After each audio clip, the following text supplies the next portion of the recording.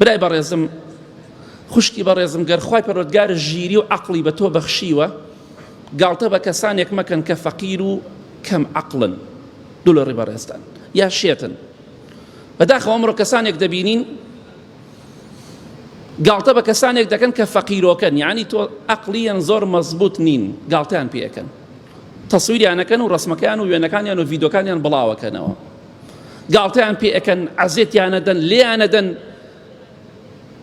ئەی نازانی خوای گەورە دەفەرمێ ئەی ئیمانداران هیچ کەسێک لە پیاوانی ئێوە لە ئافرەتانی ئێوە با گاڵتە بە کەسانێک نەکەن لەوانەیە ئەو ئافرەتی ئەو پیاوەی تۆ گاڵتەی پێکی لە تۆ چاکتر بێت گاڵتەکردن حرامە تاوانە بەرامبەر کەسێکە عاقڵ و تێگەشتوش بێ ئەگەر کەسێک فەقیرۆکە بێت تۆ بچی لێی دەی بە زلە و بە شەق و لێی دەیت و شت بدەی بەسەریا و وێنەی و ڤیدۆی بەڵاوکەیتەوە پۆز لێ بدەی من عاقڵ و ژیرم سڵاو لەو عەقڵەی تۆ ئەگەر تۆ عاقڵ بی ئەبێ دڵت ڕەحمی تیابێ بەزەیی تیابێت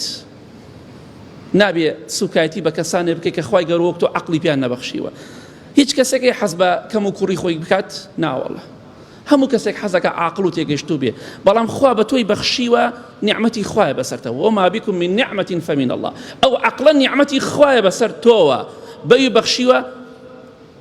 کەمێک بەڵام بە زیاتری بە تۆ بەخشیوە مەرجنی ئەو کەسەی تۆ گاڵتەی پێ ئەەکەی تۆ لەو بەڕێزتر بی وەیستی قەرەنی ڕەزای خوای پەروەردگاری لێبێ کە پێغەمبەری خوا صلی الله عليه وسلم دەفەرمێ باشترین تابعین واتە باشترین مرۆڤ لە دوای سەحابە وەیستی قەرەنیە کاتێککە ئیمامی عومەر ڕزای خوای لێبێ پرسیاری لێ کرد لە خەڵکەکە وەیستی قەرەنی ناناسن وتیانەوە کابرایەکە تەواو نییە فەقیرۆکەیە چۆن دەڵێ شێتە بەڵام باشترین مرۆڤە لە دوای سەحابە حتا پێغەمبەری خوا فەرمی صلی الله عليه وسلم هەر کەسێک لە ئێوە پێی گەیشت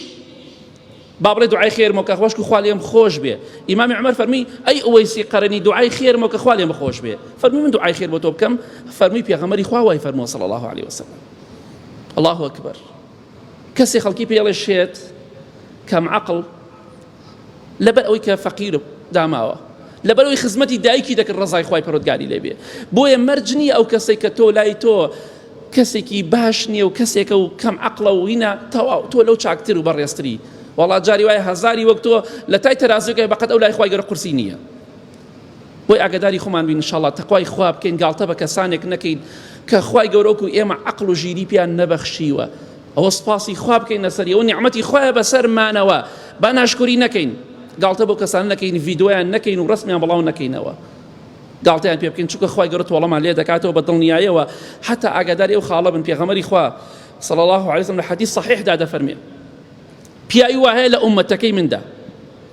قژی ئاڵۆسکاوە فەقیرە داما و جلی دڕاو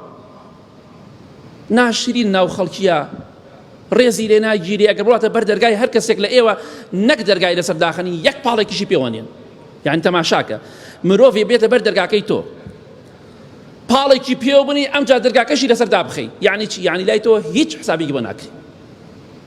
پیاوی ئاوا هەیە ناو ئومەتەکەی مندا خەڵکی گاڵتەی پێکە خەڵکی سوکایەتی پێکە خەڵکی خۆشی ناوێ داوای یەک دینار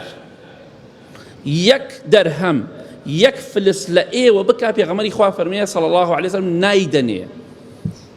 چونکە هیچ ڕێزێکی لای ئێوە نییە بەڵام وەڵڵاهی ئەگەر داوای بەهەشت لە خوا بکا یەکسەر خوای گەورە بەهەشتی پێبەخشی